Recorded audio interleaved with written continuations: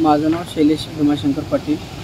आज मुस्तीगावमध्ये दुपारी 3 वाजता मुसळधार पाऊस पडला, त्यामध्ये वीज कडकडली।